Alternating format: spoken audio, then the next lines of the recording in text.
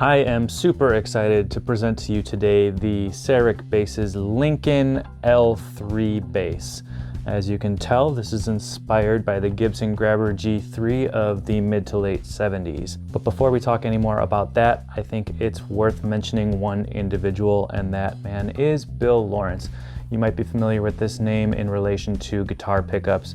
Bill Lawrence is kind of the godfather of the aftermarket pickup world, and he has made many significant contributions to this industry. One of his first important bass contributions was to the Dan Armstrong Lucite basses. You might remember those with that pickup that slides in and out. Bill Lawrence designed that. Around that same time, working with Dan Armstrong, he came into contact with Dan's son, Kent Armstrong, who became sort of an apprentice of Bill's and went on to create his own pickup brand. Another notable apprentice of Bill Lawrence is Larry DiMarzio. So as you can see, he has had an immense impact on the lineage of the aftermarket pickup world. In the late 60s, early 70s, Bill started working with Gibson at their Kalamazoo factory as a designer. He designed many notable instruments, including the Marauder guitars, as well as a handful of basses, such as, you guessed it, the Grabber.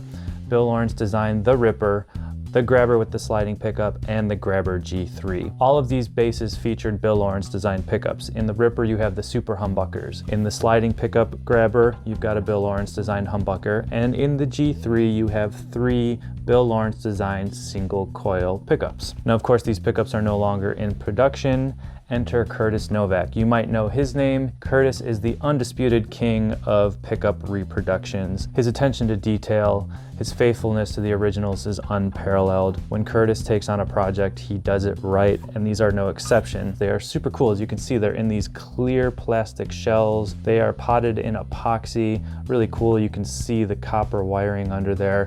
These pickups are unique. They're wound right around the magnet, so you get this blade style pickup, and they have a relatively low amount of windings. They are not super high output pickups by themselves, but what makes this bass really unique is the wiring schematic. This bass is wired in such a way that you always have a humbucking configuration. So let's run through the controls real quick. You've got a master tone, master volume, so far nothing too complicated, and then a 3-way toggle. In the first position, you get the bridge and middle pickups in parallel.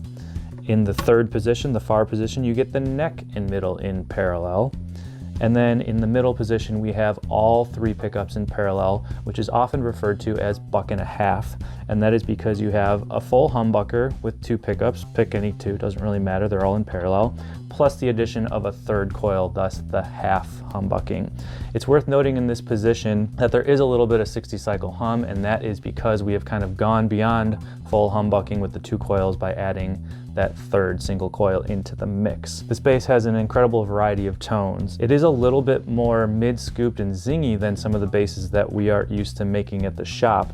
And again, that is because of these relatively low output pickups that are wired in parallel. Think of it kind of like a jazz bass. When you have both pickups on in a jazz bass, the mid-range gets scooped out, the highs get accented, you kind of have that really nice zingy slap tone, but with still a really nice solid low end. That's kind of what this bass has going on. It's almost like 3 different tilts on a jazz bass. Tons of top end clarity and attack, tons of low end grunt. It's just a little bit shy on the mid-range, but that's, you know, that's fine. This bass has a really unique voice all its own, and I'm excited to share that with you. Now, it's no secret that the Gibson Grabber basses were a huge inspiration on the Lincoln. I make no efforts to hide that fact. With this particular bass, we went with kind of a faithful Grabber configuration and look. It's a alder body, maple neck with a maple fingerboard, and a satin black finish. I am so excited about this. You're going to be seeing a lot more of these Lincoln L3s featuring the Curtis Novak reproduction, Bill Lawrence designed pickups. Let's dig into it.